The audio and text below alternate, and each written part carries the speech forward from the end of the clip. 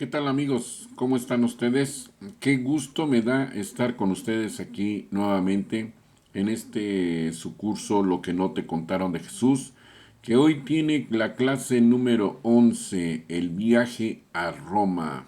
Y el objetivo de esta clase es que ustedes como alumnos comprendan que gracias a estas observaciones de primera mano que hizo Jesús y a estos contactos reales que tuvo, Jesús trabó conocimiento con la civilización material e intelectual superior de Occidente y del Levante. Y gracias a ello, pues precisamente Jesús terminó de entender lo que era el ser humano. Gracias por estar con un servidor. Mi nombre es Genaro Rocha y les doy mi más sincero agradecimiento y la más cordial de las bienvenidas a este curso Lo que no te contaron de Jesús y que hoy es la clase número 11. Gracias, muchas gracias de verdad y vámonos a la clase de una vez. Vámonos que en el camino a Roma es donde está todo el aprendizaje que se necesitaba llegar a tener.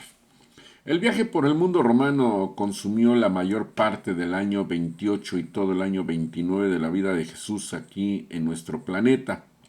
Jesús y los dos nativos de la India que conoció anteriormente, Gonod y su hijo Ganit, salieron de Jerusalén el domingo por la mañana, el 26 de abril del año 22.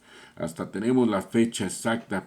Yo no sé por qué esta parte no la quieren contar, por qué la tienen tan escondida. Si es hermoso todo lo que vivió Jesús aquí a partir de esta fecha, 26 de abril del año 22. Bueno, pues ellos llevaron a cabo su viaje tal como lo habían programado y Jesús se despidió del Padre y del Hijo en la ciudad del Charax. Aquí está la imagen, aquí está la imagen de ese viaje. Les decía, se despidió de ellos en la ciudad de Charax, en el Golfo Pérsico, hasta el 10 de diciembre del año siguiente, o sea que del año 23, o sea que viajó con ellos más de año y medio, un año 8 meses viajó con ellos. ¡Wow! Un año 8 meses conviviendo con Jesús debe de haber sido toda una maravilla para esas personas. Pero vamos un poquito hacia el origen. Desde Alejandría, más bien desde Jerusalén, se dirigieron hacia Cesarea, pasando por un pueblito que se llamaba Jope. En Cesarea cogieron un barco para Alejandría. Desde Alejandría, esto que les estoy diciendo ahorita son todas las ciudades que visitaron. Ahorita lo vamos a ver con detenimiento. Desde Alejandría navegaron hasta Lacia, en Creta, y desde Creta siguieron por el mar hasta Cartago, haciendo escala en Cirene. En Cartago tomaron un barco para Nápoles, deteniéndose en Malta, en Siracusa, en Mesina, y desde Nápoles se fueron a Capua y de ahí viajaron por la vía Apia hasta Roma. Al terminar su estancia en Roma, se dirigieron después por vía terrestre a Tarento, donde se hicieron a la mar para Atenas, en Grecia, deteniéndose en Nicópolis y en Corinto. Desde Atenas fueron a Éfeso por la ruta de Troade y desde Éfeso navegaron hacia Chipre, haciendo escala en Rodas. Pasaron mucho tiempo visitando Chipre y descansando y luego se embarcaron para Antioquía en Siria. Desde Antioquía fueron hacia el sur hasta Sidón y pasaron después a Damasco. Desde Damasco se fueron en caravana hasta Mesopotamia, pasando por Tapsacos y Larisa. Permanecieron algún tiempo en Babilonia, visitaron Ur y otros lugares ahí mismo en Mesopotamia. Y luego fueron a Susa. Desde Susa viajaron a Charax, donde Gonod y Ganit embarcaron para la India, que es hacia donde ya Jesús ya no le daba tiempo de ir más allá y conocer más, pero Jesús había aprendido los rudimentos del idioma que hablaban Gonod y Ganit cuando estuvo trabajando 4 meses en Damasco. Mientras estuvo allí, pasó la mayoría del tiempo haciendo traducciones del griego a una de las lenguas de la India y con la ayuda de un nativo de la región donde vivía Gonod, llevó a cabo esa misión. Entonces, durante su viaje por el Mediterráneo, Jesús pasó aproximadamente la mitad del tiempo enseñando a Ganit y sirviendo de intérprete a Gonod en sus entrevistas de negocios y en sus relaciones con los demás mercaderes que fueron conociendo, todas sus relaciones sociales.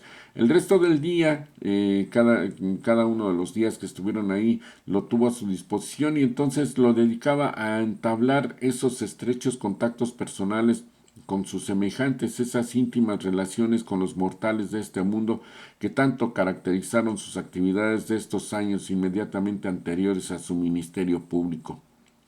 Gracias a estas observaciones de primera mano y a estos contactos reales, Jesús trabó conocimiento con la civilización material e intelectual superior de Occidente y de Levante.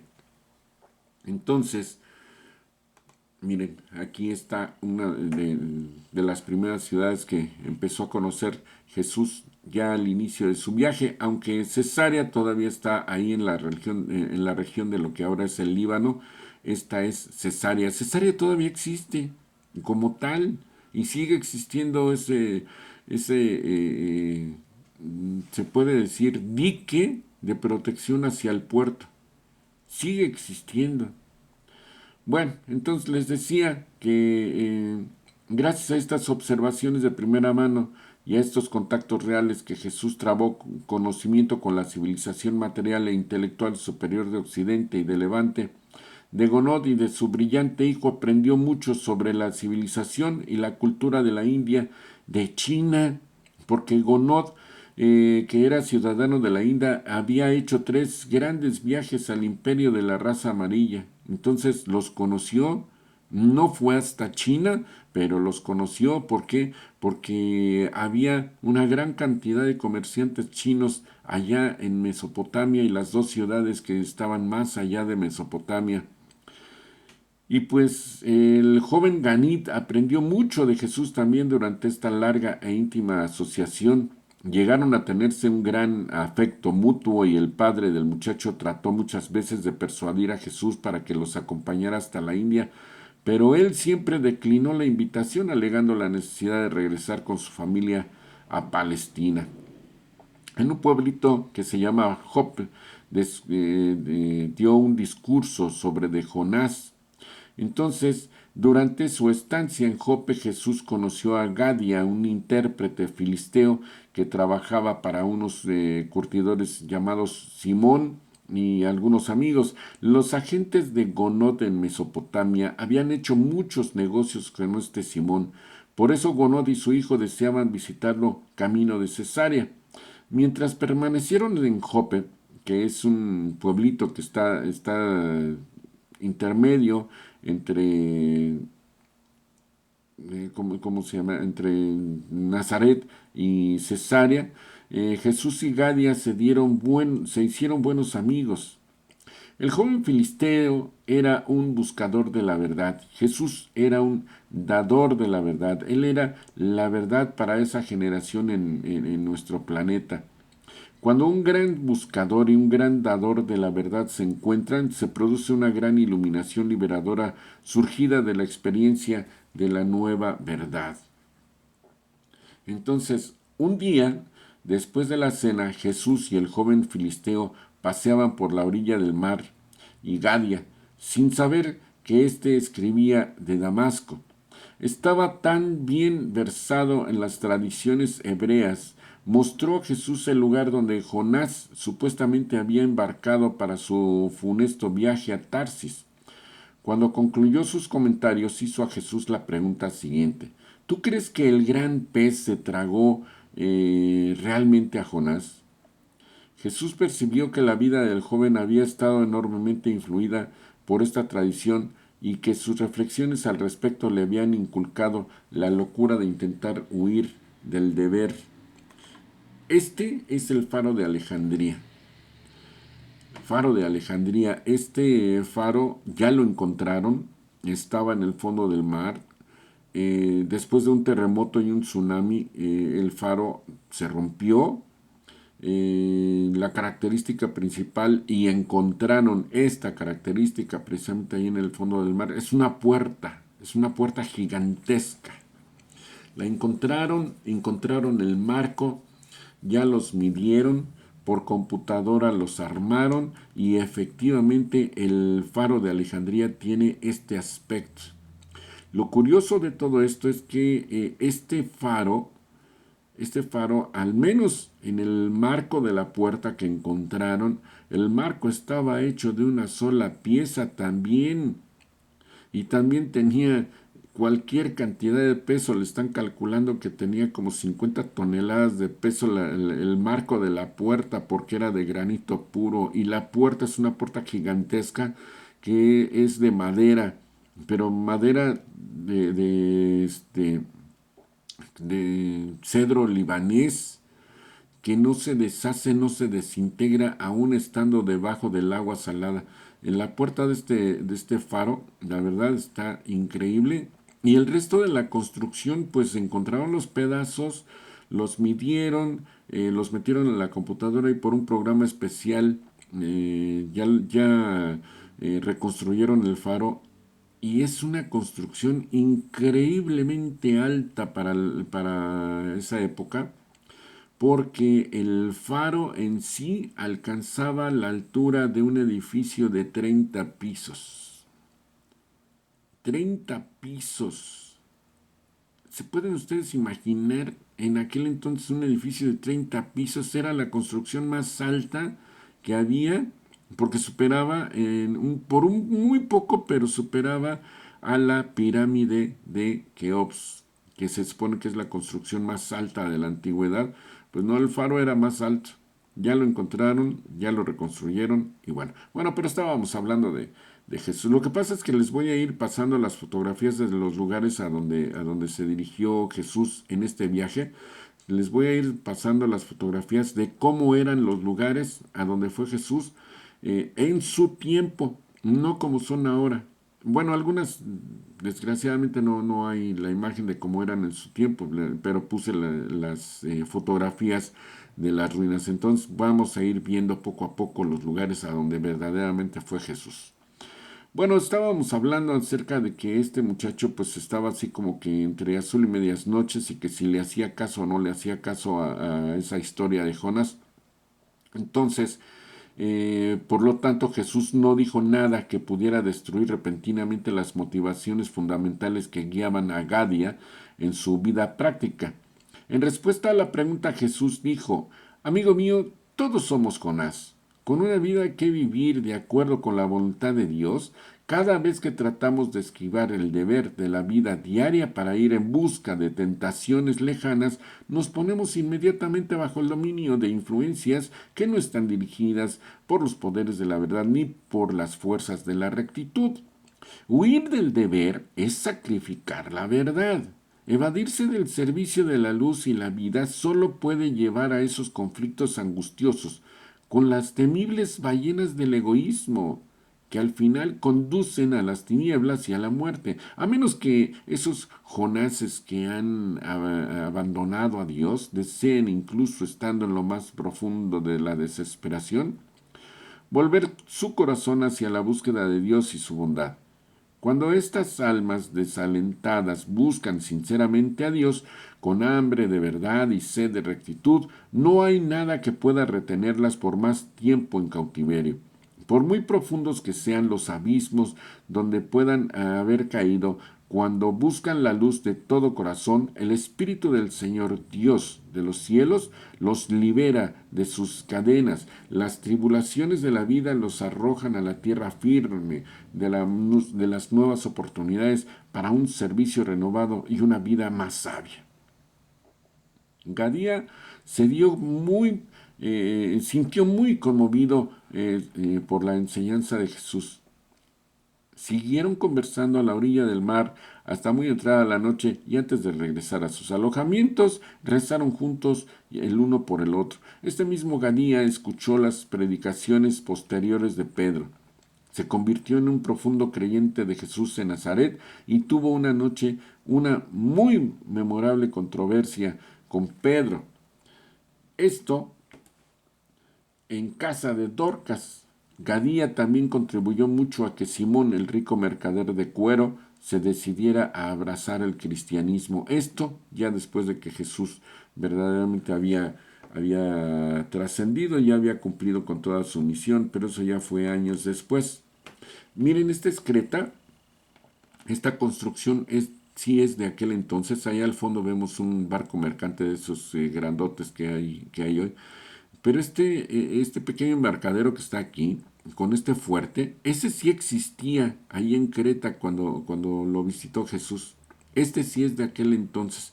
No es ni del Imperio Otomano, ni de la época de las Cruzadas, ni mucho menos. Este fuerte existe desde aquel entonces. Increíble, ¿verdad? Qué padre está. Pero bueno. Ok, entonces, en este relato de la obra personal de Jesús con sus semejantes mortales durante su viaje por el Mediterráneo, de acuerdo con el permiso que hemos recibido, traduciremos libremente sus palabras a la terminología moderna que se emplea en este escrito en el momento de esa presentación. La última conversación de Jesús con Gadía trató sobre el bien y el mal. Este joven filisteo estaba bastante desconcertado por el sentimiento de injusticia que le producía la presencia del mal conviviendo con el bien en el mundo. Dijo, si Dios es infinitamente bueno, ¿cómo puede permitir que suframos las penas del mal? Después de todo, ¿quién crea el mal? En aquellos tiempos mucha gente creía todavía que Dios creaba a la vez el bien y el mal, pero Jesús nunca enseñó un error semejante. Al responder esta pregunta, Jesús dijo, hermano mío, Dios es amor, por lo tanto debe ser bueno, y su bondad es tan grande y real que no puede contener las cosas pequeñas e irreales del mar. Dios es tan impositivamente bueno que no hay absolutamente ninguna cabida en él para el mal negativo. El mal es la elección inmadura y el paso en falso y reflexivo de los que persisten a la bondad. Rechazan la belleza y traicionan la verdad. El mal solo es la inadaptación de la inmadurez o la influencia desintegradora y deformadora de la ignorancia. El mal es la inevitable oscuridad que sigue de cerca el rechazo imprudente de la luz. El mal es lo tenebroso y lo falso. Cuando se abraza conscientemente y se aprueba voluntariamente, se convierte en un pecado. Al dotarte de la facultad de escoger entre la verdad y el error, tu Padre Celestial ha creado el potencial negativo de la vía positiva de la luz y la vida. Pero los errores del mal no existen realmente hasta el momento en que una criatura inteligente quiere que existan. Por una mala elección de su vida, de vivir estos males, se elevan posteriormente a la categoría de pecado mediante la elección consciente y deliberada de esta misma criatura obstinada, y rebelde. Por eso, nuestro Padre que está en los cielos permite que el bien y el mal continúen juntos su camino hasta el final de la vida. Al igual que la naturaleza permite que el trigo y la cizaña crezcan juntos hasta el momento de la siega. Gadía quedó plenamente satisfecho con la respuesta de Jesús y a su pregunta después de que la discusión posterior clarificara en su mente el verdadero significado de estas importantes declaraciones. Quiero que vean esta otra foto. Cartago. Ah, qué fortaleza está aquí. Esta fortaleza es de los tiempos inclusive desde Aníbal, porque Aníbal fue antes que Jesús. Aníbal existió antes que Jesús. Aníbal salió de aquí, de Cartago, que está en el norte de África, pero no atravesó el Mediterráneo, sino que bordeó por toda la costa africana, llegó al estrecho de Gibraltar, en unas barcazas pasó su ejército hacia lo que ahora es España, ahí en Gibraltar precisamente, ahí desembarcaron, el ejército llevaba elefantes y no sé cuántas cosas, y entonces viajaron por toda España, viajaron por Francia, llegaron al norte de lo que ahora es Italia, atravesaron esa gran cordillera nevada en donde hizo sufrir a sus elefantes como locos porque pues ellos no son para el frío, y ya pasaron y llegaron hasta casi Roma y por poco y conquistan Roma, por poco. pero quién sabe qué fue lo que le entró en la cabeza a Aníbal, que decidió no entrar. Y entonces las legiones romanas que se encontraban ahí terminaron destruyendo al ejército de Aníbal. Pero para ese entonces, cuando las legiones romanas destruyeron al ejército de Aníbal defendiendo Roma, ya ellos ya iban de regreso porque ellos ya atravesaron el mar, ya habían destruido Cartago. Para cuando Aníbal regresó hacia Cartago, Cartago estaba destruido totalmente y solamente quedaba esta fortaleza. Es increíble, ¿verdad? De aquí salió y aquí regresó y era lo único que quedaba en pie de todo Cartago. Porque los romanos tenían la fea costumbre de que a donde conquistaban no dejaban piedra sobre de piedra, roca sobre de roca. Y este palacio, quién sabe cómo es que lo respetaron y lo conservaron. Bueno, esto era Cartago. Ok, pues vamos a continuar. Entonces decía que pues Jesús había dejado totalmente satisfecho a Gadia. En Cesarea Jesús y sus amigos permanecieron más tiempo del que habían previsto porque se descubrió que uno de los enormes remos que gobernaban la nave en la que pensaban embarcarse corría peligro de romperse. Entonces el capitán decidió permanecer en el puerto mientras fabricaban uno nuevo. Había escasez de carpinteros calificados para esta tarea y Jesús se ofreció voluntariamente para ayudar. Por las noches Jesús y sus amigos paseaban por la hermosa muralla que servía de paseo alrededor del puerto. A Ganit le interesó mucho la explicación de Jesús sobre el sistema de canalización de las aguas de la ciudad y la técnica que utilizaban al emplear las mareas para lavar las calles y alcantarillas de la ciudad. El joven indio se sintió muy impresionado por el templo de Augusto, situado en una de las elevaciones y rematado con una estatua colosal del emperador romano. La segunda tarde de su estancia, los tres asistieron a un espectáculo en el enorme anfiteatro que podía contener 20,000 personas sentadas, y aquella misma noche fueron a ver una obra griega en el teatro. Estos eran los primeros espectáculos de este tipo que Ganit había visto en su vida e hizo muchas preguntas de Jesús acerca de ellos. El tercer día por la mañana hicieron una visita oficial al palacio del gobernador porque Cesarea era la capital de Palestina y la residencia del procurador romano. En esa posada también estaban alojados un mercader de Mongolia, y como este oriental hablaba bastante bien el griego, Jesús mantuvo varias largas conversaciones con él. ¿Se pueden ustedes imaginar? Conoció a un comerciante antecesor a Gengis Khan.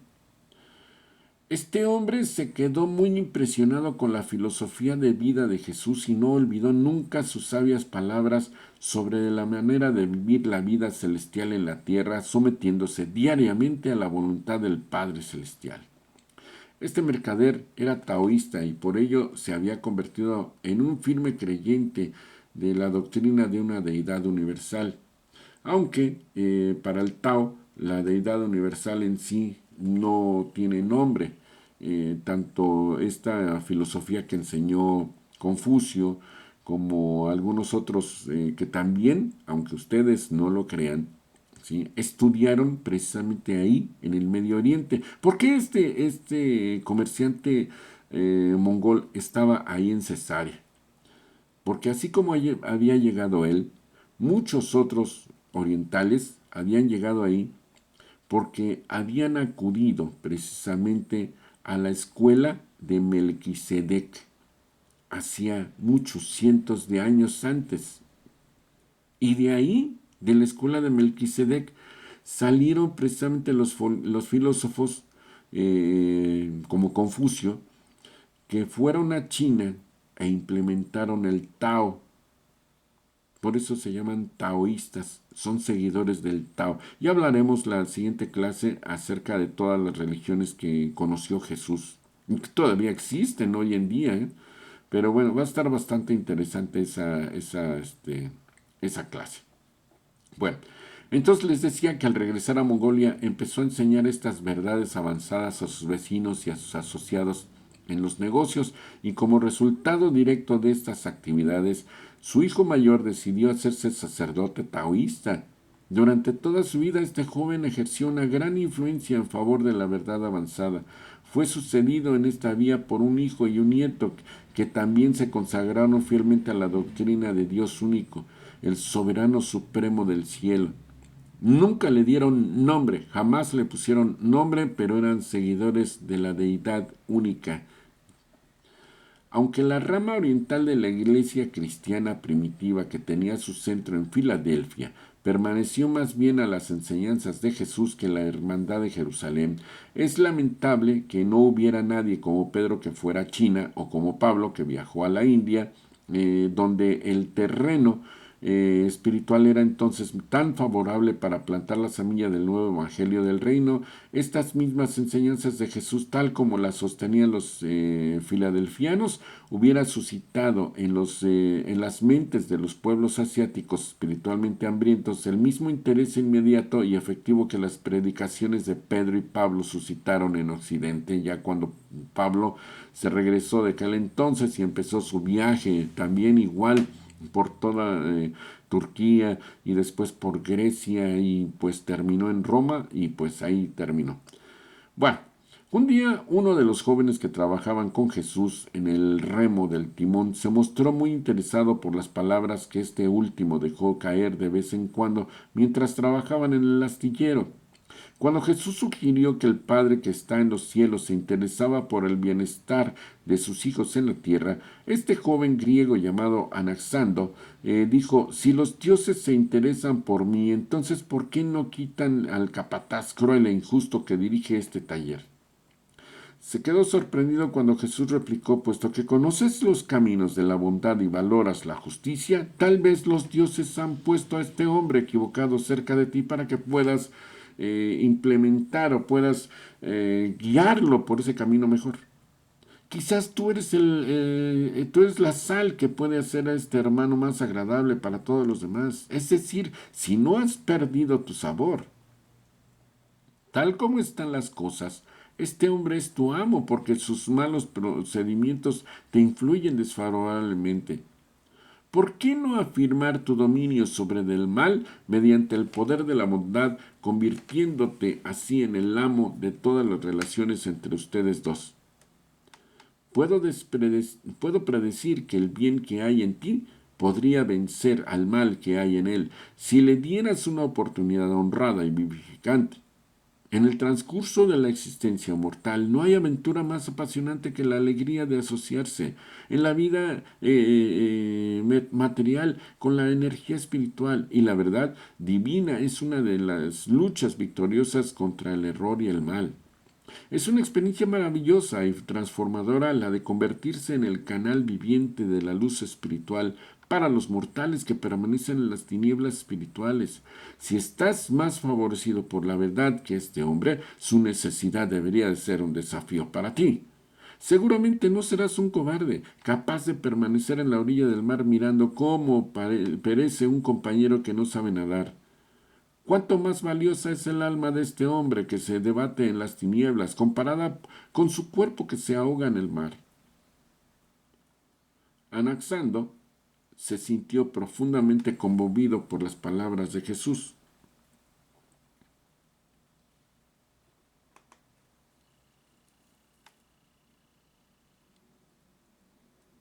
No tardó en contar a su superior lo que Jesús le había dicho, y aquella misma noche los dos pidieron a Jesús que les aconsejara sobre el bienestar de sus almas.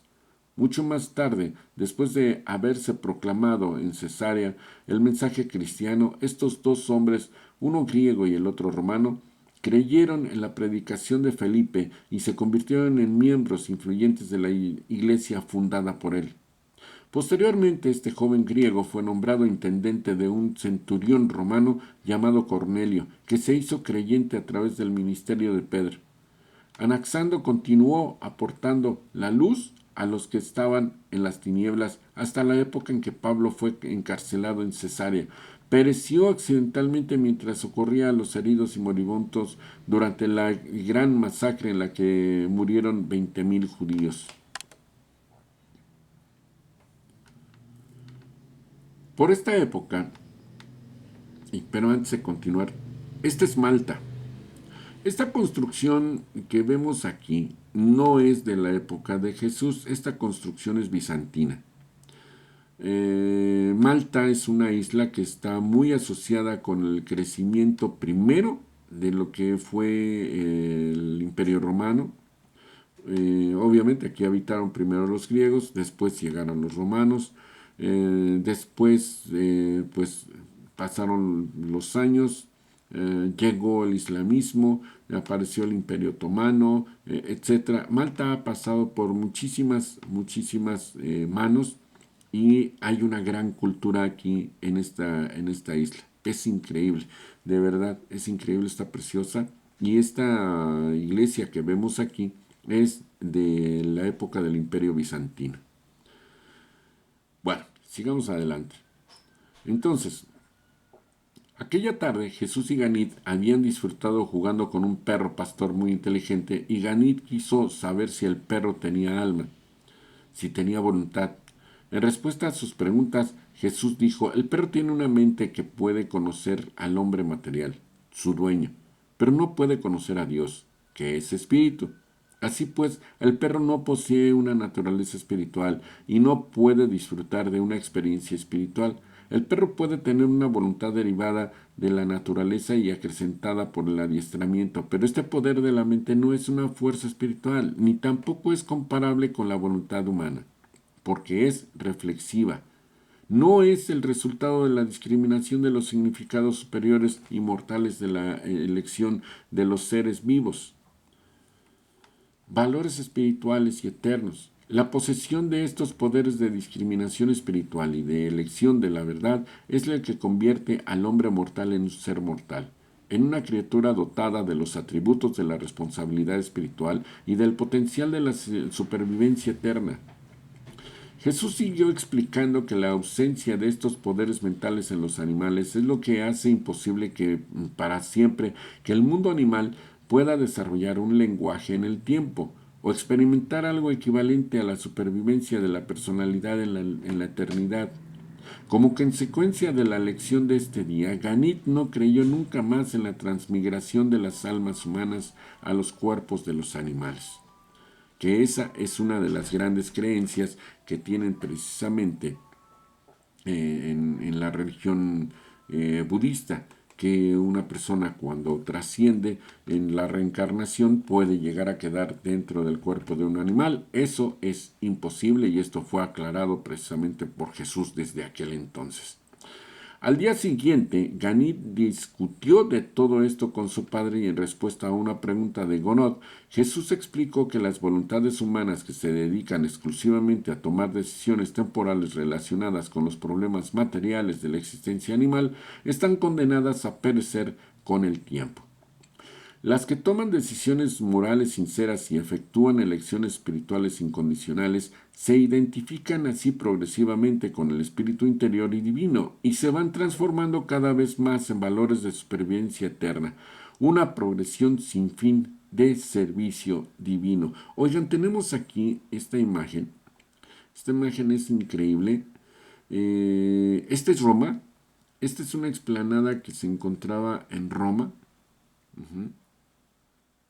Roma, y esta es la clásica imagen del César entrando a Roma.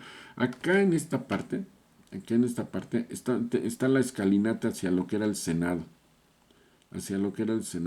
Entonces, esto es en el centro de Roma. Esto es el centro de Roma. Está increíble esta fotografía. Bueno, entonces, fue este mismo día cuando oímos por primera vez esa verdad capital que enunciaba en términos modernos y que significaría: la voluntad es una manifestación de la mente humana que permite a la conciencia subjetiva expresarse objetivamente y experimentar el fenómeno de aspirar a ser semejante a Dios. Es en este mismo sentido como todo ser humano reflexivo e inclinado hacia el espíritu donde puede volverse creativo. Ahora vamos a comentar acerca de lo que sucedió en Alejandría. Resulta que la estancia en Cesarea había estado llena de acontecimientos cuando el barco estuvo listo. Y Jesús y sus dos amigos zarparon un día al mediodía hacia Alejandría, que se encontraba en Egipto. Todavía hoy la ciudad de Alejandría existe, pero ya no existe lo que existía en tiempos de Jesús. Les repito, ese faro fue destruido por un terremoto y por un tsunami. Entonces, esto también igual fue lo que terminó con la biblioteca de Alejandría. Y eso fue por ahí del año 300, más o menos de la era cristiana. Pero bueno, vamos a continuar. La travesía fue sumamente agradable para los tres. Ganit estaba encantado con el viaje y mantenía ocupado a Jesús contestando a sus preguntas. Al acercarse al puerto de la ciudad, el joven se emocionó al ver el gran faro de faros, el que les menciono, que medía lo que es la altura de un edificio de 30 pisos. Situado en la isla que Alejandro había unido con la tierra firme a través de un dique, creando así dos magníficas ensenadas que hicieron de Alejandría la encrucijada comercial marítima de África, Asia y Europa. Este gran faro era una de las 7 maravillas del mundo y el precursor de todos los faros posteriores. Por la mañana se levantaron temprano para contemplar este magnífico dispositivo salvavidas creado por el hombre, y en medio de las exclamaciones de Ganit, Jesús dijo: «Y tú, hijo mío, te parecerás a este faro cuando regreses a la India, incluso cuando tu padre descanse en paz. Serás como la luz de la vida para los que estén a tu alrededor en las tinieblas, mostrando a todos los que lo deseen el camino seguro para llegar al puerto de la salvación». Estrechando la mano de Jesús, Ganit le dijo: «Lo seré, lo seré, así es ya». Subrayamos de nuevo que los primeros maestros de la religión cristiana cometieron un grave error al concentrarse exclusivamente en la civilización occidental del mundo romano. Las enseñanzas de Jesús, tal como las conservaban los creyentes mesopotámicos del siglo I, hubieran sido recibidas de buena gana por los diversos grupos religiosos de Asia.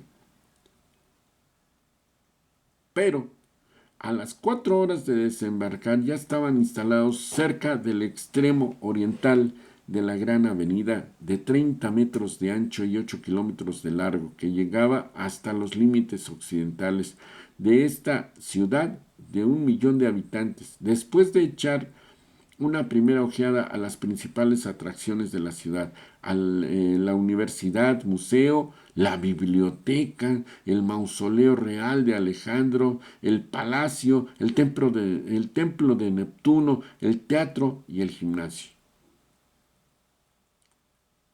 Gonod se dedicó a sus negocios mientras que Jesús y Ganit se fueron a la biblioteca, la más grande del mundo. Aquí había cerca de 1 millón de manuscritos de todos los países civilizados. Grecia, Roma, Palestina, Partia, India, China e incluso Japón estaban ahí.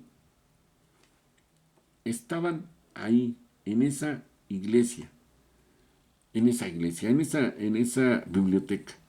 Estaban ahí. En esta biblioteca Ganit vio la mayor colección de literatura de la India, a pesar de no estar en la India. La mayor colección de literatura hindú de todo el mundo, y durante su estancia en Alejandría pasaron en este lugar un rato cada día. Jesús contó a Ganit que las escrituras hebreas habrían sido traducidas al griego en este lugar. Discutieron una y otra vez de todas las religiones del mundo, y Jesús se esforzó en enseñar a esta mente joven la verdad que contenía cada una de ellas, añadiendo siempre: «Pero Yahvé es el Dios que surgió de las revelaciones de Melquisedec y del pacto con Abraham. Los judíos eran los descendientes de Abraham y ocuparon posteriormente la misma tierra en la que Melquisedec había vivido y enseñado. y desde la cual envió maestros a todo el mundo. Y su religión acabó describiendo al Señor Dios de Israel como Padre Universal, que está en los cielos, reconociéndolo de manera más clara que cualquier otra religión del mundo. Bajo la dirección de Jesús, Ganit hizo una recopilación de las enseñanzas de todas las religiones del mundo, que es lo que les digo que vamos a ver posteriormente. Entonces, aquí hay algo muy importante.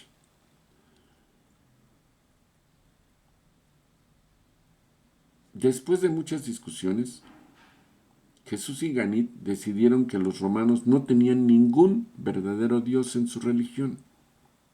No existían. Los romanos no tenían dioses verdaderos, no tenían dioses propios, la cual no era mucho más que un culto al emperador. El emperador era el dios. Llegaron a la conclusión de que los griegos tenían una filosofía, pero difícilmente una religión con un dios personal. O sea, toda la filosofía de los griegos acerca de los dioses como fueron Zeus y todos sus hermanos, en realidad no eran tales y no se comprometían personalmente con nadie. Descartaron los cultos de misterio debido a la confusión de su multiplicidad y a que sus conceptos variados sobre la deidad parecían derivarse de otras religiones y de religiones más antiguas. Aunque estas traducciones se hicieron en Alejandría, Ganit no arregló definitivamente esta selección y añadió sus propias conclusiones personales hasta finales de su estancia en Roma. Se sorprendió mucho al descubrir que los mejores autores de literatura sagrada del mundo reconocían todos, más o menos claramente, la existencia de un Dios eterno y único, y estaban en gran parte de acuerdo en cuanto al carácter de este Dios y sus relaciones con el hombre mortal. Jesús y Ganit pasaron mucho tiempo en el museo durante su estancia en Alejandría. Este museo no era una colección de objetos raros, sino más bien una universidad de bellas artes, ciencias y literatura. Profesores eruditos daban ahí conferencias diarias y en aquellos tiempos era el centro intelectual del mundo occidental. Día tras día Jesús interpretaba las conferencias para Ganit. Cierto día, durante la segunda semana, el joven exclamó, Maestro Josué, tú sabes más que todos estos profesores, deberías levantarte y decirle las grandes cosas que me has enseñado. Están confundidos porque piensan demasiado. Hablaré con mi padre para que arregle esto. Jesús sonrió y le dijo, eres un alumno admirativo, pero estos maestros no están dispuestos a que tú y yo les enseñemos absolutamente nada. El verdadero maestro mantiene su integridad intelectual permaneciendo siempre como un alumno. Alejandría era el lugar donde se mezclaban las culturas occidentales y la ciudad más grande y magnífica del mundo después de Roma. Aquí se encontraba la sinagoga judía más grande del mundo, con la sede administrativa del Sanedrín de Alejandría. Los 70 ancianos dirigentes.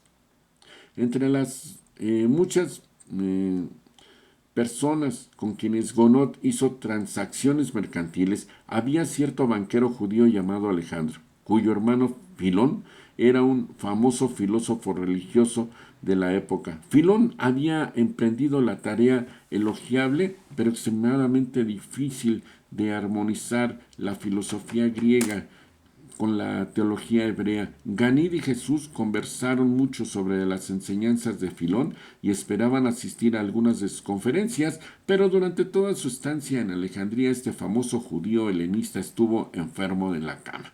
así es que no fue posible asistir a sus conferencias. Jesús eligió a Ganit muchos aspectos de la filosofía griega y de la doctrina de los estoicos, pero le inculcó la verdad de que estos sistemas de creencias, así como las enseñanzas imprecisas de algunos compatriotas de Ganit, solo eran religiones en el sentido de que conducían a los hombres a encontrar a Dios y a disfrutar la experiencia viviente de conocer al Eterno.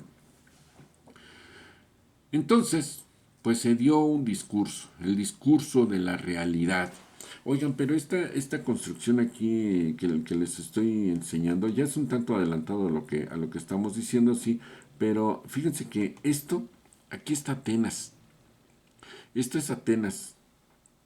Al menos es lo que queda del templo de Apolo, ahí en Atenas. Es el Partenón.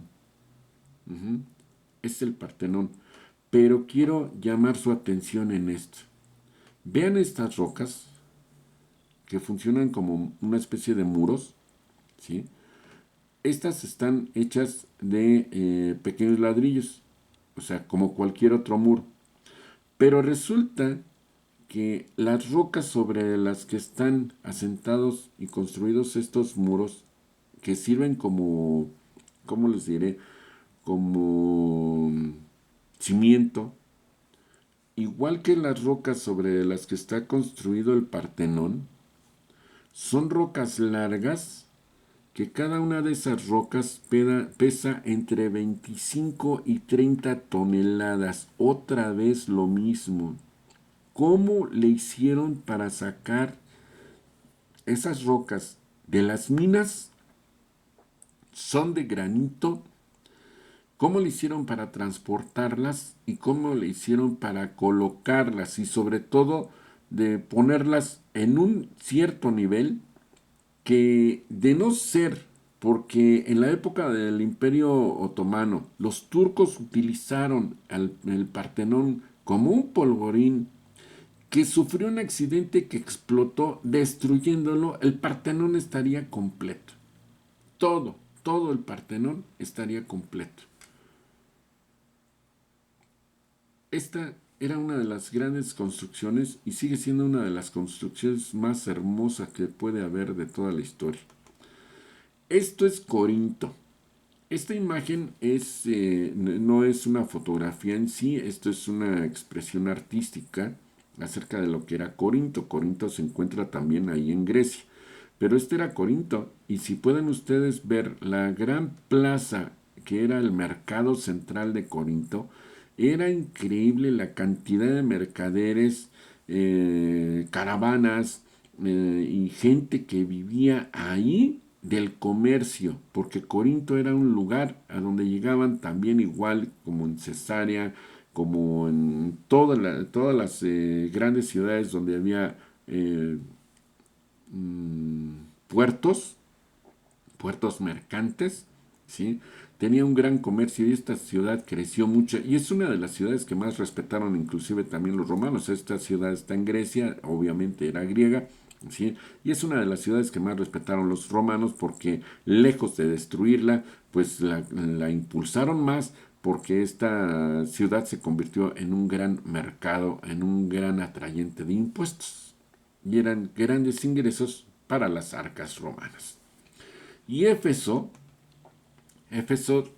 más que nada tiene un gran significado para nosotros los cristianos, independientemente de que si somos católicos o somos de cualquier otra rama del cristianismo. ¿Por qué? Porque aquí en este palacio, aquí en este altar, ¿sí? Ahí, en las afueras de este templo, ¿sí? Porque este templo está dedicado, este templo, específicamente este templo, está dedicado para el Dios desconocido. Y entonces cuando Pablo conoció este templo, Pablo aquí era donde daba sus sermones, su cátedra, como le quieran ustedes llamar, la impartición del Evangelio, ¿sí? Y aquí se hizo de una gran cantidad de seguidores porque precisamente el templo le quedó que ni pintado, ahora sí como dijo alguien por ahí, como anillo al dedo, ¿sí? para poder hablar acerca de Jesús, de sus palabras y del Dios único y verdadero. Bueno, pues eso es lo que hizo Pablo ahí, y todavía existe la fachada y algo del anfiteatro por dentro. Algo del anfiteatro por allá adentro, pero existe la fachada. Y vean qué hermoso. ¿Se pueden ustedes imaginar qué hermosura debe de haber sido cuando estuvo ahí Pablo? Wow. Ahora, este chip, esta casi no ha cambiado nada. Por esta sí la puse así, esta fotografía sí la puse ahí. Aunque ustedes no lo crean, esta es una fotografía, esta no es una expresión artística, es una fotografía. Lo que pasa es que esta fotografía quedó hermosa, verdaderamente. Hasta parece que la pintaron así con sus pinceles, sus rayos ahí del sol y todo, ¿no? Bueno, pero el caso está que la ciudad está casi igual, casi no ha cambiado, ¿sí? Y esta es una de las más bonitas iglesias que hay ahí en Chipre, ¿sí? Chipre está hoy en día dentro de lo que es el cristianismo ortodoxo griego. La iglesia ortodoxa griega es la que gobierna ahí. Y esta ciudad siempre ha sido también igual mercante, esta isla siempre ha sido mercante, ha sido tan importante como lo fue inclusive hasta en la Segunda Guerra Mundial. Eh, Todo el mundo se la disputó, los nazis, los ingleses, los franceses, los norteamericanos. No entraron ahí los rusos porque todavía no abarcaban hasta acá los rusos, pero sí entraron al quite aquí ingleses, nazis, franceses, norteamericanos, en fin. A final de cuentas, Chipre, pues hoy es independiente y no hay ningún problema. Ya no pertenece ni siquiera a Grecia, ni a Turquía, ni a nadie. Es totalmente independiente. Bueno, vamos a seguir adelante. Entonces, les decía, la fuente de la realidad universal es el infinito. Las cosas materiales de la creación infinita son las repercusiones espaciotemporales del tiempo arquetípico paradisiaco y de la mente universal del Dios eterno. La causalidad en el mundo físico, la conciencia de sí en el mundo intelectual y el yo progresivo en el mundo espiritual. Estas realidades proyectadas a escala universal, combinadas en una conexión eterna y experimentadas con cualidades perfectas y valores divínicos, constituyen la realidad del Supremo. Pero en el universo siempre cambiante, la personalidad original de la causalidad, de la inteligencia y de la experiencia espiritual permanece inmutable, absoluta. Incluso en un universo eterno de valores ilimitados y de cualidades divinas, todas las cosas pueden cambiar y cambian con frecuencia, excepto los absolutos y aquello que ha alcanzado el estado físico.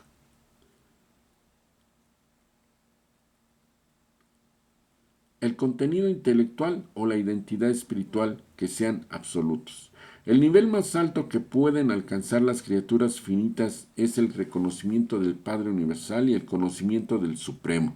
Incluso entonces estos seres destinados a la finalidad continúan experimentando cambios en los movimientos del mundo físico y en sus fenómenos materiales. Asimismo, siguen siendo conscientes del progreso del yo en su continua ascensión por el universo espiritual y experimentan una conciencia creciente de su apreciación cada vez más profunda del cosmos intelectual y de su reacción al mismo. La criatura solamente puede unificarse con el Creador mediante la perfección, la armonía y la unanimidad de la voluntad.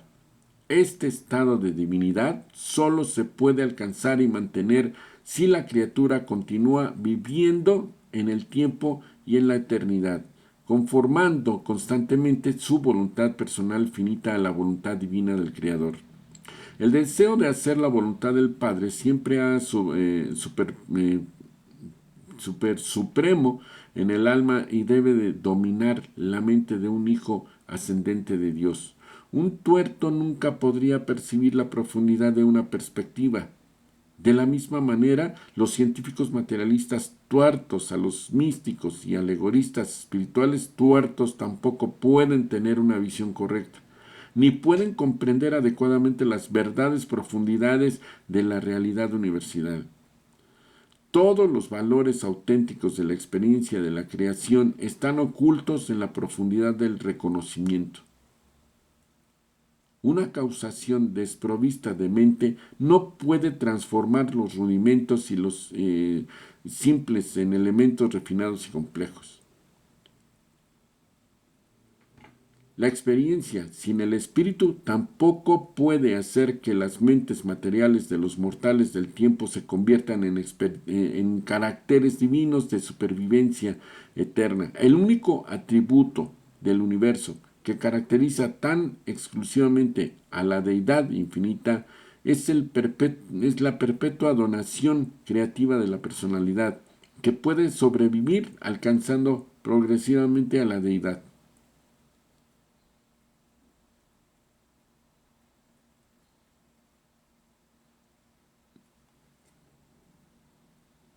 La personalidad es la donación cósmica, esa fase de la realidad universal que puede coexistir con unos cambios ilimitados y al mismo tiempo conservar su identidad en presencia misma de todos estos cambios e indefinidamente después de ellos. La vida es una adaptación de la causalidad cósmica original a las exigencias y posibilidades de las situaciones universales. Surge a la existencia mediante la acción de la mente universal y la activación de la chispa espiritual de Dios, que es espíritu. El significado de la vida en sí es su adaptabilidad al valor, el valor de la vida, es su capacidad para el progreso, incluso hasta las alturas de la conciencia de Dios. Oigan, quiero enseñarles esta. Esto es Antioquía. Esto es Antioquía.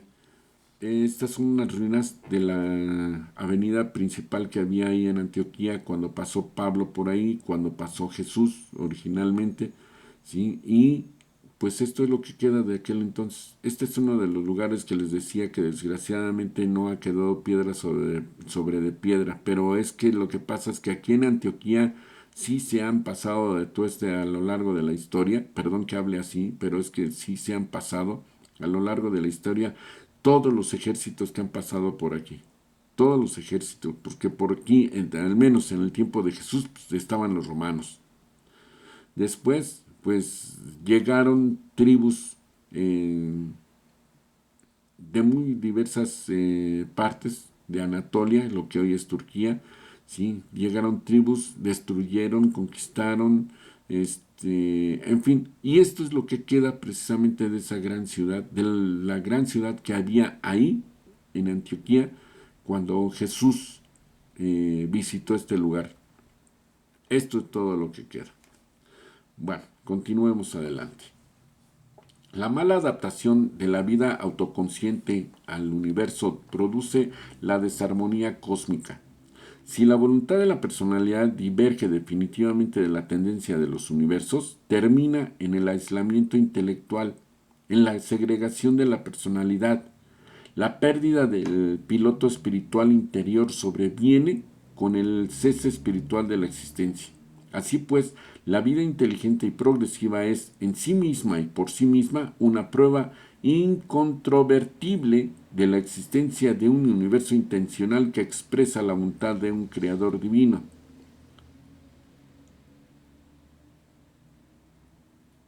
Y esta vida, en su conjunto, lucha por alcanzar los valores superiores teniendo como meta final al Padre Universal. Aparte de los servicios superiores y casi espirituales del intelecto, la mente del hombre solo sobrepasa el nivel animal en cuestión de grados. Por eso, los animales que carecen del culto y de sabiduría no pueden experimentar la superconciencia, la conciencia de la conciencia. La mente animal solo es consciente del universo objetivo. El conocimiento es la esfera de la mente material, la que discierne los hechos. La verdad es que el dominio del intelecto espiritualmente dotado que es consciente de conocer a Dios, el conocimiento se puede demostrar, la verdad se experimenta, el conocimiento es una posesión de la mente, la verdad es una experiencia del alma, del yo que progresa. El conocimiento es una función del nivel no espiritual.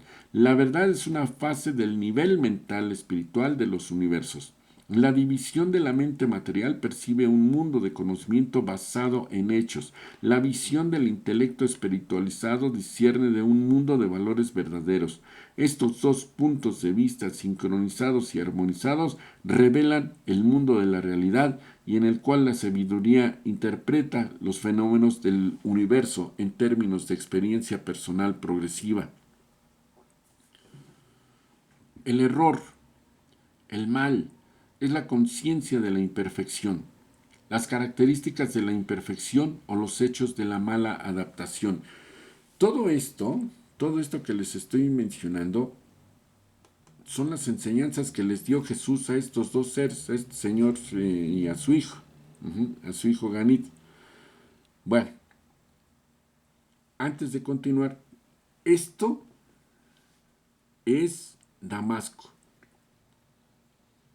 Y a pesar de todos los pesares, también igual, a pesar de todas las batallas que han existido en Damasco, en Siria, ¿sí?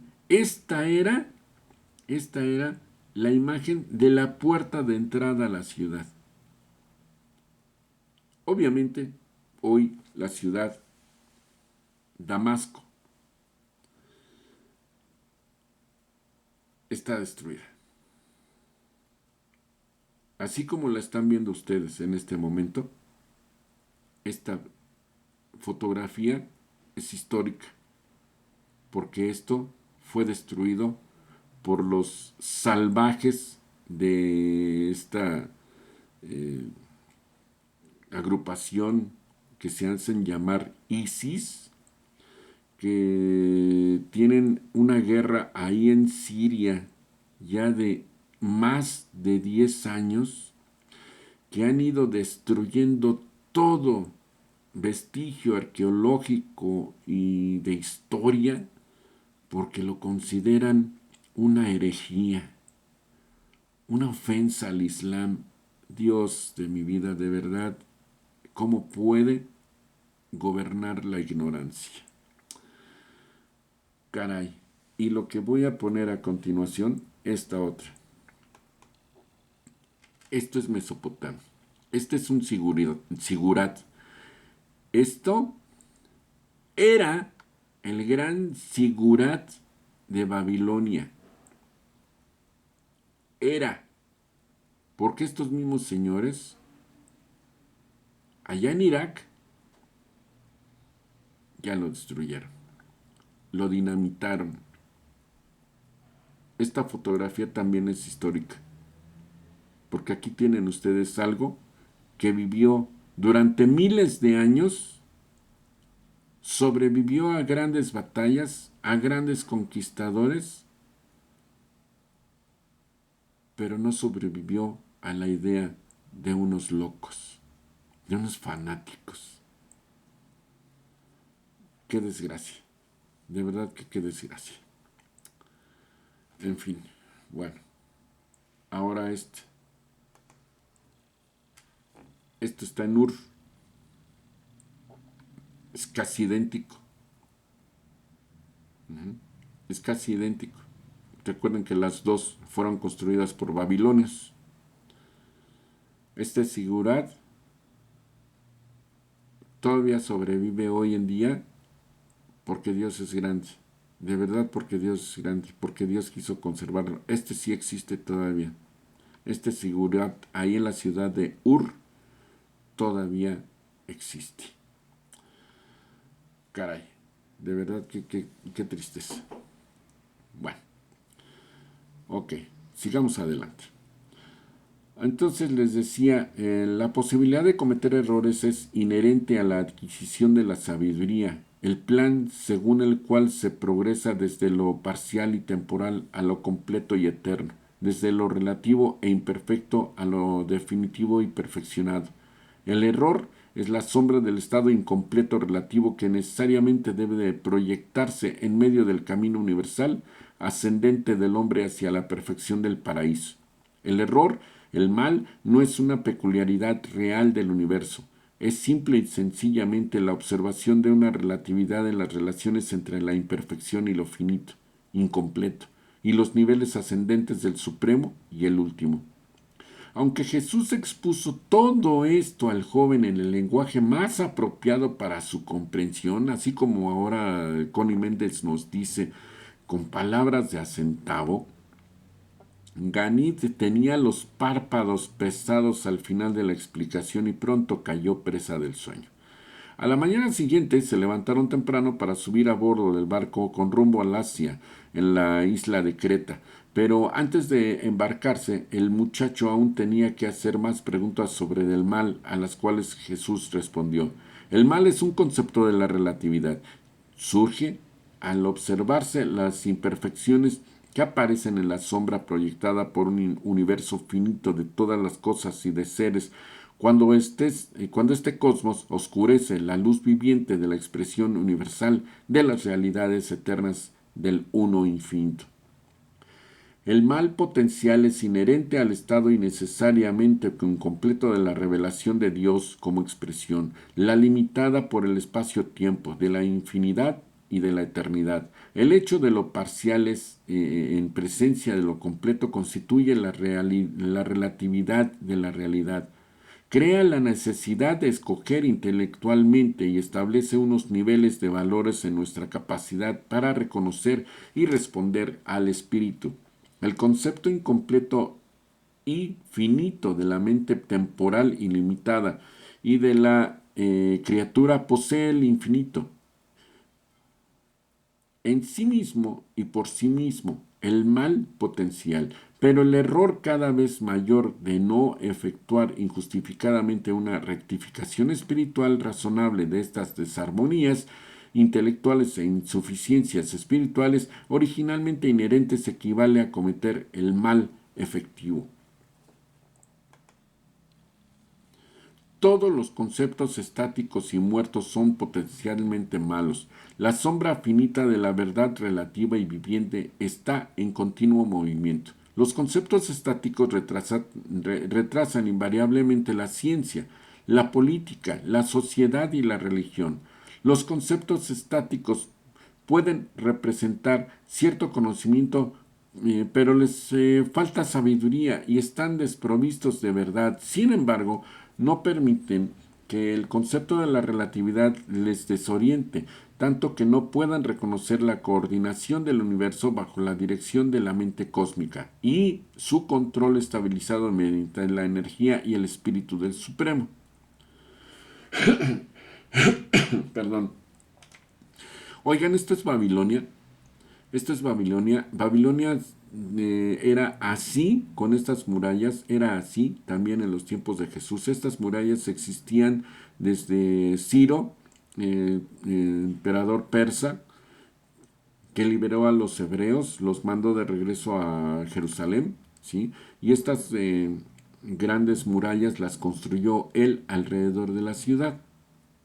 Babilonia se convirtió en una ciudad amurallada y allá al final, allá al fondo, allá tenemos su gran sigurat, también el de Babilonia. Aquí es donde se encontraban los jardines colgantes, en este sigurat.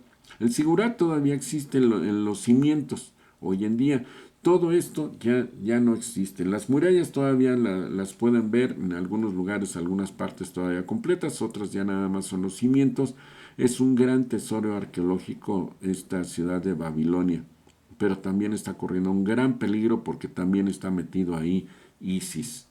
ISIS ha hecho destrucción, no tienen ustedes una idea de cuántas cosas, de verdad que no tienen una idea.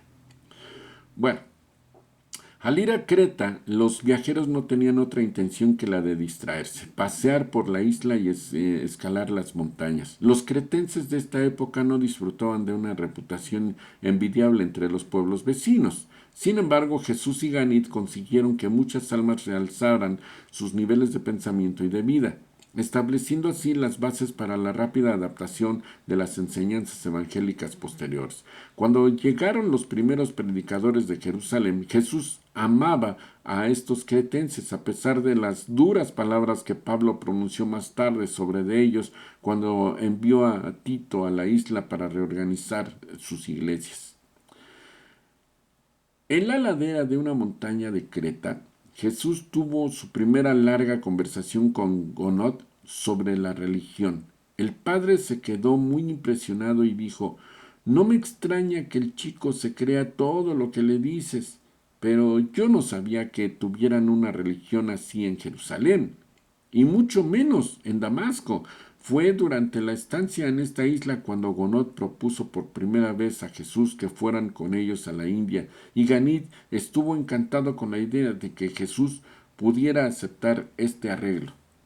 Pero cierto día, Ganid preguntó a Jesús por qué se había dedicado a enseñar públicamente, y éste le respondió: hijo mío, todo debe guardar su hora. Has nacido en el mundo, pero ninguna cantidad de ansiedad y ninguna manifestación de impaciencia te ayudarán a crecer. Así es que ojo, ojo, mi estimado amigo. Has nacido en el mundo, pero ninguna cantidad de ansiedad y ninguna manifestación de impaciencia te ayudarán a crecer. Esto es para todos. En todos estos asuntos hay que darle tiempo al tiempo. Solo el tiempo hace que la fruta verde madure en el árbol. Una estación sucede a la otra y el atardecer sigue al amanecer únicamente con el paso del tiempo. Ahora estoy camino a Roma, con tu padre, contigo, y esto es suficiente por hoy. Mi mañana está enteramente en las manos de mi Padre Celestial. Entonces, contó a Ganit la historia de Moisés y de sus 40 años de espera vigilante y de preparación continua. Y para cuando llegaron a tierra prometida, según la historia que le estaba comentando, el único que no iba a poder entrar a la tierra prometida era Moisés. Y fue cuando Moisés, pues también igual, entró en un umbral y ya no le vieron más. Fue cuando dijeron: ya se fue. Y Moisés jamás entró a la tierra prometida, después de vagar con todos durante 40 años. No entró, no entró y no entró. Durante la visita a Buenos Puertos se produjo un incidente que Ganit no olvidó nunca. El recuerdo de este episodio siempre le despertó el deseo de hacer algo para cambiar el sistema de castas en su India natal. Un borracho degenerado estaba atacando a una joven esclava en la vía pública. Cuando Jesús vio el apuro de la chica, se abalanzó y alejó a la doncella del asalto del perturbado. Mientras la niña aterrorizada se agarraba a él, Jesús mantuvo al hombre enfurecido a una distancia prudencial y con un poderoso abrazo derecho extendió hasta que el pobre tipo se agotó de tanto lanzar golpes furiosos en el aire. Pero es que aquí también igual influye una situación. Recuerden que Jesús en sí era un gigante, que la estatura promedio de la población, no solamente en el Medio Oriente, que estamos hablando de Palestina, era de unos 60, sino que también en todos estos otros lugares. La estatura promedio normal de la gente en aquel entonces era de unos 60. Entonces, cuando estiró el brazo para sostener a este tipo alejado de esta chica, por más golpes que aventó este hombre en contra de Jesús, jamás ni siquiera lo alcanzó a tocar porque con el brazo lo mantenía alejado. Era tan largo el brazo de Jesús que este tipo no le llegaba ni a tocar las costillas, ni mucho menos el hombro y ni mucho menos el rostro. Sus brazos se veían cortos al lado de los brazos de Jesús. Estaba, se puede decir, enano el tipo este. Entonces esto denota que Jesús era un verdadero gigante para todos estos habitantes, porque Jesús medía 1,80 de estatura, 20 centímetros más alto que el promedio. y obviamente sus brazos eran mucho más largos. Y además, recuerden que Jesús, después de todo el trabajo que realizó durante 15 años, de lo que abarcó de su adolescencia y toda su juventud antes de emprender este viaje, Jesús hizo trabajos muy rudos. Entonces Jesús era muy musculoso, muy poderoso. Ajá. Bueno, entonces, en toda su vida encarnada, probablemente Jesús nunca estuvo tan cerca de pelearse con alguien de sus contemporáneos como en esa ocasión. Aquella tarde le costó trabajo hacer entender a Ganit por qué no había golpeado al tipo este. Ganit pensaba que este hombre debería de haber recibido por lo menos tantos golpes como los que le había dado a la joven. Y entonces se mostró el joven que tenía miedo. Mientras estaban en las montañas, Jesús tuvo una larga conversación con un joven que estaba temeroso y abatido. No pudiendo encontrar ánimo y consuelo en la relación con sus semejantes, este joven había buscado la soledad de las colinas y había crecido con un sentimiento de soledad y abandono, desamparo e inferioridad. Estas tendencias naturales se habían visto acrecentadas por las numerosas circunstancias difíciles que el muchacho había sufrido a medida que crecía, principalmente en la pérdida de su padre cuando tenía 12 años.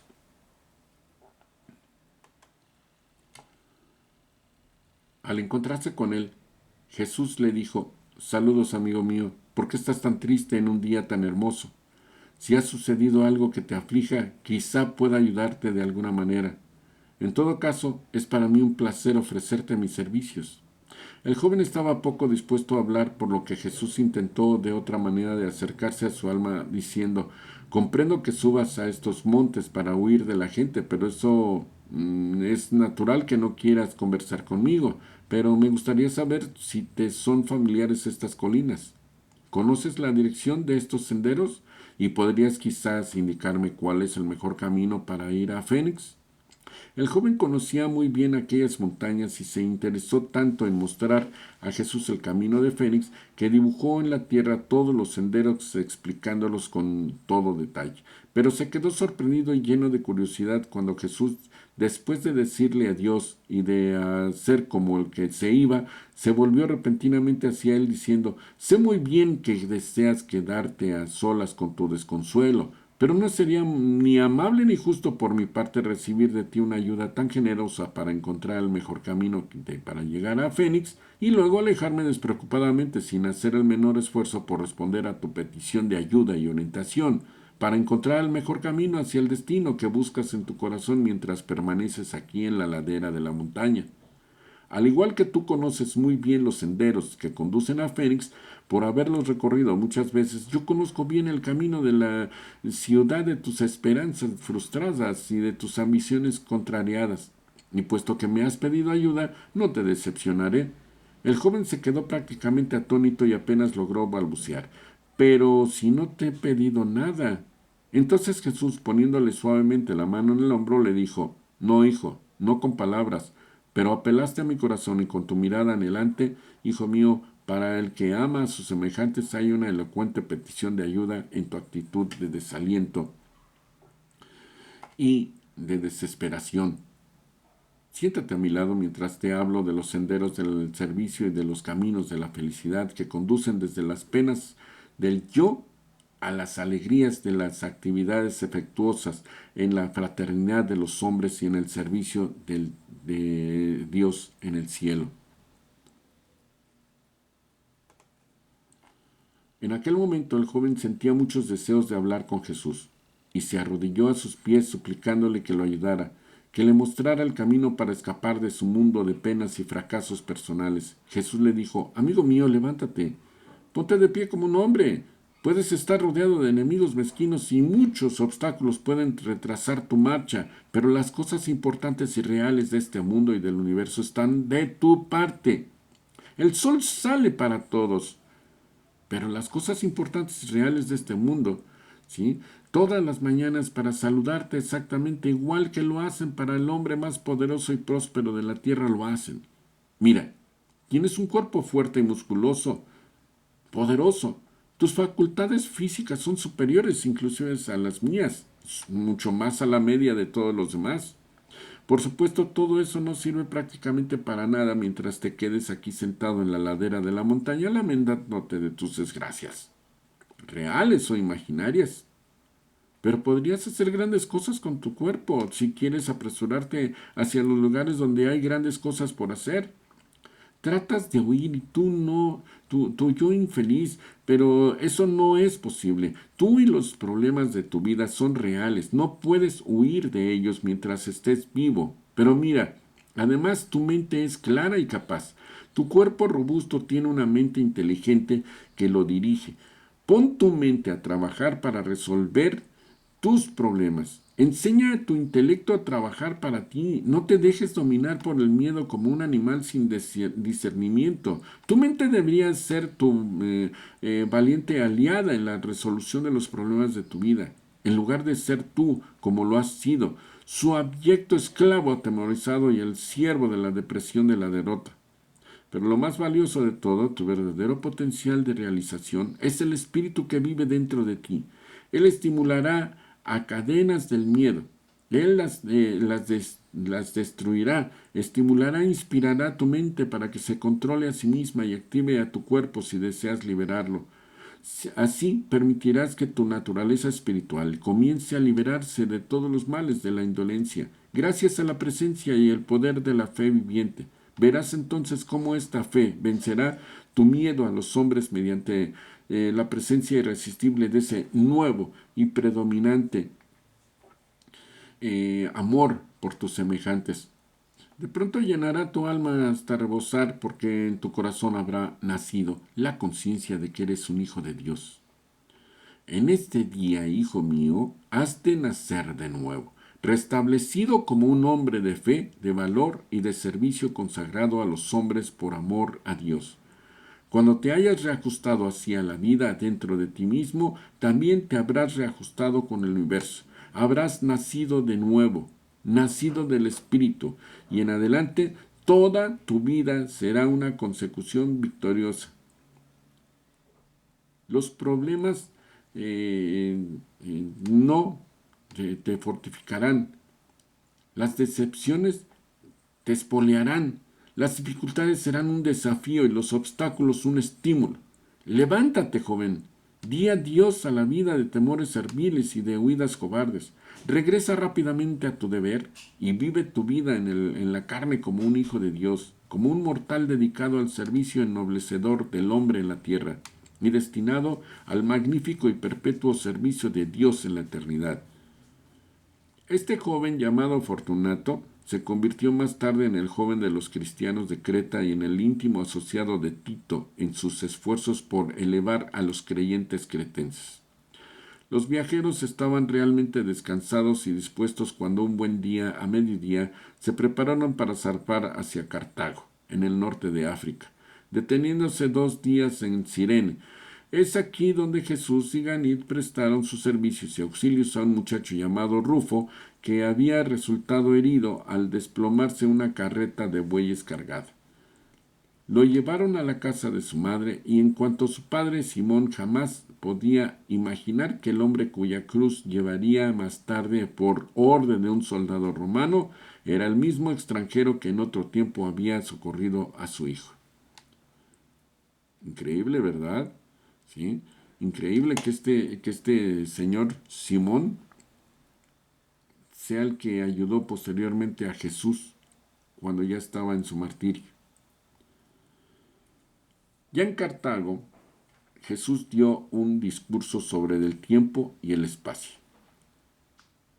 Durante la ruta hacia Cartago, Jesús pasó la mayoría del tiempo conversando con sus compañeros de viaje sobre temas sociales, políticos y comerciales, pero no se dijo casi nada sobre la religión.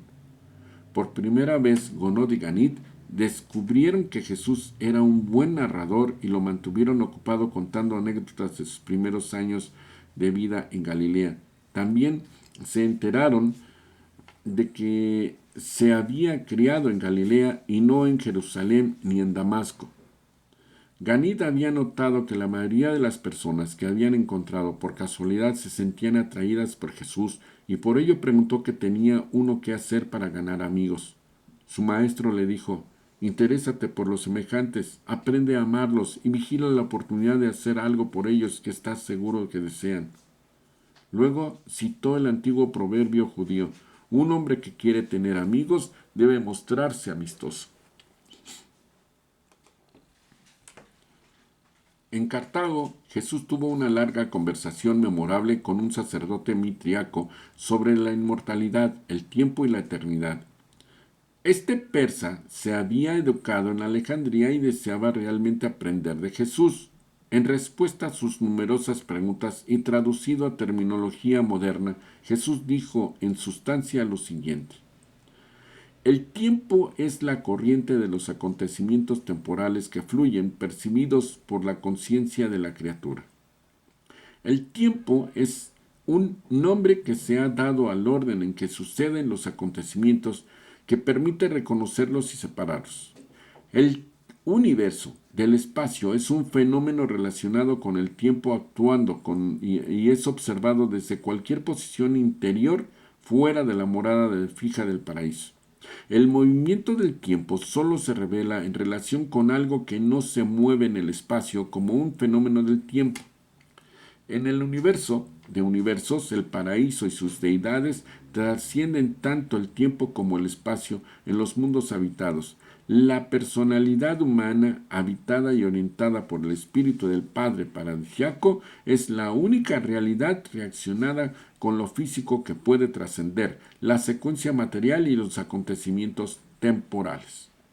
Los animales no perciben el tiempo como el hombre, e incluso para el hombre, debido a su punto de vista fragmentario y circunscrito, el tiempo aparece como una sucesión de acontecimientos, pero a medida que el hombre asciende, que progresa interiormente, su visión de esta procesión de acontecimientos aumenta de tal manera que la discierne cada vez en su totalidad. Lo que anteriormente aparecía como una sucesión de acontecimientos se verá ahora como un ciclo completo y perfectamente relacionado de esta manera. La simultaneidad circular desplazará cada vez más a la antigua conciencia de la secuencia lineal de los acontecimientos. Hay 7 conceptos diferentes del espacio, tal como está acondicionado por el tiempo. El espacio se mide por el tiempo y no el tiempo por el espacio. La confusión de los científicos surge de que no logran reconocer la realidad del espacio. El espacio no es simplemente un concepto intelectual de la variación en la conexión de los objetos del universo. El espacio no está vacío y la mente es la única cosa que el hombre conoce que puede trascender, aunque sea parcialmente, el espacio. La mente puede funcionar independientemente del concepto de la conexión espacial de los objetos materiales. El espacio es relativo y comparativamente infinito para todos los seres con estatus de criatura. Cuanto más se aproxima la conciencia a la noción de las 7 dimensiones cósmicas, el concepto de espacio potencial se aproxima más a la ultimidad, pero el potencial del espacio solo es realmente último en el nivel absoluto. Debe ser evidente que la realidad universal tiene un significado siempre relativo y en expansión en los niveles ascendentes y en vías de perfeccionamiento del cosmos. A fin de cuentas, los mortales sobrevivientes alcanzan la identidad de un universo de 7 dimensiones. El concepto espacio-temporal de una mente de origen material está destinado a sufrir ampliaciones sucesivas a medida que la personalidad consciente que lo concibe asciende los niveles del universo. Cuando el hombre alcanza la mente que media entre los planos material y espiritual de existencia, sus ideas del espacio-tiempo se amplían enormemente en cuanto a la calidad de percepción y a la cantidad de experiencia. Los conceptos cósmicos crecientes de una personalidad espiritual que progresa se deben al aumento tanto de la profundidad de la perspicacia como el campo de la conciencia. A medida que la personalidad continúa su camino hacia arriba y hacia el interior hasta los niveles trascendentales de semejanza con la deidad, el concepto de espacio-tiempo se acercará cada vez más a los conceptos sin tiempo y sin espacio de los absolutos. Relativamente y según sus logros trascendentes, los hijos del destino último llegarán a percibir estos conceptos del nivel absoluto. En el camino a Neápolis y Roma, la primera escala en el camino de Italia era la isla de Malta.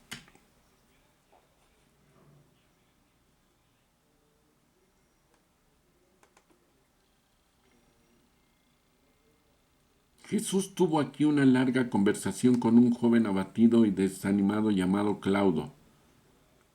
Este muchacho había pensado en quitarse la vida, pero cuando terminó de conversar con el escriba de Damasco dijo: voy a afrontar la vida como un hombre.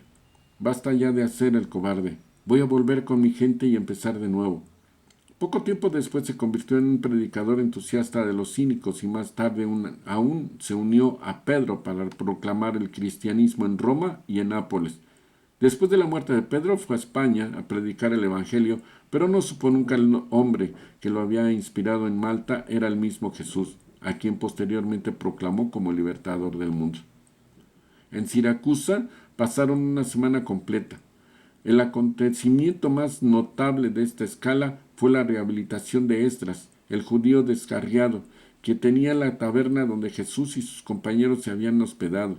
A Esdras le encantó la facilidad de trato de Jesús y le pidió que lo ayudara a volver a la fe de Israel.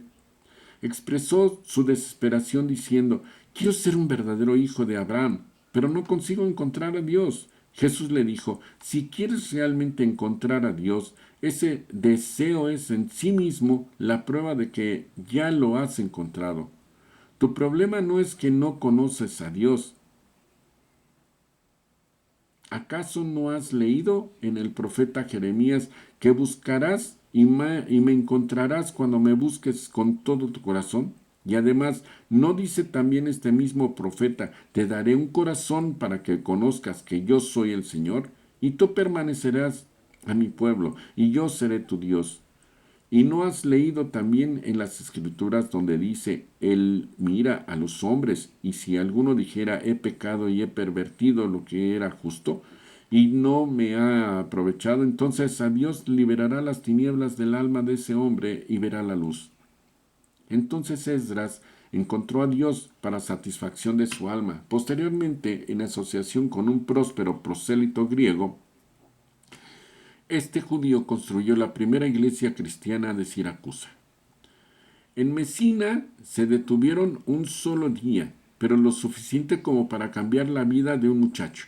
Un vendedor de frutas. Jesús le compró frutas y a su vez lo alimentó con el pan de la vida. El muchacho no olvidó nunca las palabras de Jesús y la bondadosa mirada que las acompañó cuando, apoyando la mano sobre de su hombro, le dijo: adiós, hijo mío, sé valiente mientras te hace hombre, y después de alimentar el cuerpo, aprende también a alimentar el alma. Mi Padre, que está en los cielos, estará contigo y te guiará. El muchacho se hizo devoto de la religión mitriaca y posteriormente se convirtió a la fe cristiana. Por fin llegaron a Nápoles y tuvieron el sentimiento de que ya no estaban lejos de su destino, ese destino final que es Roma. Gonod tenía muchos negocios que tratar en Nápoles. Aparte del tiempo que Jesús era necesario como intérprete, él y Ganit dedicaron sus ratos libres a visitar y explorar la ciudad. Ganit se estaba haciendo experto en detectar a aquellos que parecían necesitar ayuda. Encontraron mucha pobreza en esta ciudad y distribuyeron muchas limosnas, pero Ganit nunca comprendió el significado de las palabras de Jesús cuando lo vio dar en la calle una moneda a un mendigo y se negó a detenerse a consolar al hombre. Jesús dijo: ¿por qué malgastar palabras con alguien que no puede percibir el significado de lo que dices? El Espíritu del Padre no puede enseñar y salvar a alguien que no tiene capacidad para la filiación. Jesús quería decir que el hombre no tenía una mente normal. que carecía de la facultad de responder a la guía del Espíritu. En Nápoles no tuvo lugar ninguna experiencia sobresaliente. Jesús y el joven recorrieron toda la ciudad y repartieron buen ánimo con muchas sonrisas a centenares de hombres, mujeres y niños. Desde aquí siguieron hacia Roma por el camino de Capua, donde permanecieron 3 días. Por la vía Apia continuaron su viaje a pie en dirección a Roma, junto a sus animales de carga, ansiosos los 3 por ver a esta dueña del imperio, la ciudad más grande del mundo entero. Así pues, entonces, Jesús, en este gran viaje, todas estas experiencias que pasó, no solamente empezó a impartir lo que era su evangelio, sino que continuó conociendo al hombre y aprendiendo más y más y más de aquellos a los que tendría que dirigir su mensaje. La clase que entra, vamos a hablar acerca de todas las religiones que existían en aquel entonces antes de continuar con la narrativa del viaje. Vamos a explicar todas las religiones que ya existían y que aún existen hoy en día, a pesar de todos los pesares, ¿sí? Cómo ha ido evolucionando. Así es que la clase de que entra va a estar bastante interesante en cuanto a lo que es el conocimiento de Dios. Por hoy es todo. Mi nombre es Genaro Rocha. Les agradezco mucho su amable y fina atención, el favorecerme aquí la estancia, el permitirme entrar hasta donde ustedes se encuentren. Gracias por su preferencia y nos estaremos escuchando la próxima clase. Hasta pronto. Tan tan.